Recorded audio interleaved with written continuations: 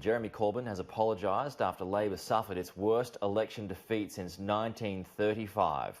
The Labor leader said he takes responsibility but insisted in some areas the party won the argument in the campaign and changed political debates, sparking an angry response from many supporters. Joining me now from London is Benjamin Laker, the professor at Henley Business School. Ben, good morning to you. Thanks so much for joining us. So what do you think of those comments or his excuses for the election loss?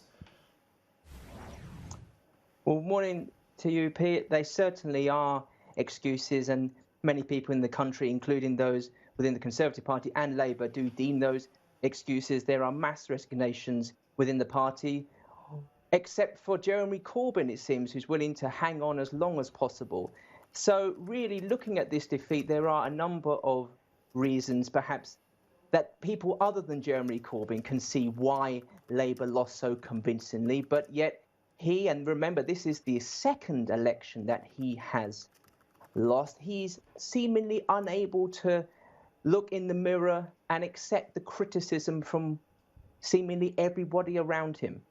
How surprised were you, Ben, at the margin of victory for Boris Johnson? I was really surprised, and I had the fortunateness of spending the day with your very own Laura Jays. We were both quite surprised when we saw the exit poll come in.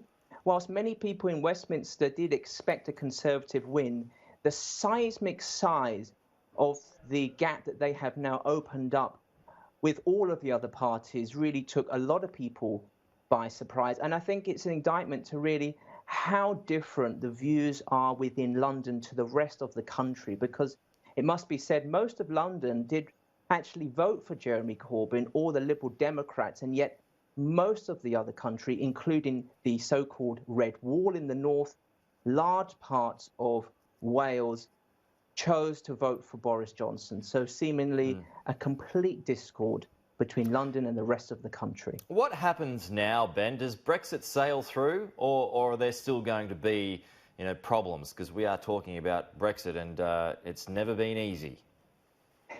It certainly hasn't, but for all intents and purposes, the UK will now leave the European Union by January 31st of next year, and then enter into what is expected to be a 12-month transitionary period in which both sides will look to hammer out a free trade agreement. And Michael Gove and Boris Johnson have come out today and said they have guaranteed that that so-called transitionary period will not be extended for more than a year. So expect a year's worth of negotiations, and we both know the turmoil and the conflict that they may produce, but seemingly the conflict will not be within Westminster because of the size of the majority. It will seemingly be between the negotiation parties of the UK and the EU. How much of a cabinet reshuffle are you expecting?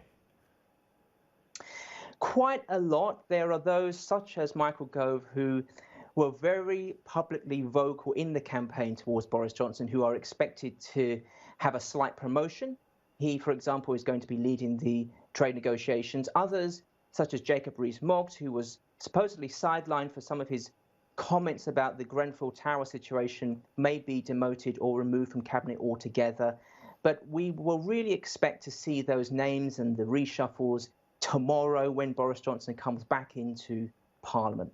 Who's your thoughts on who will be the next Labor leader, Ben? Loads of interesting names put forward, and of course, many of whom who perhaps would like to have had that job have since resigned. But Rebecca Long-Bailey is the bookie's favourite at the moment. That would be really interesting. She is seemingly less left than Jeremy Corbyn, so that would indicate the next leader of Labour is trying to move them back towards the centre, which is, of course, where they had so much success under Tony Blair.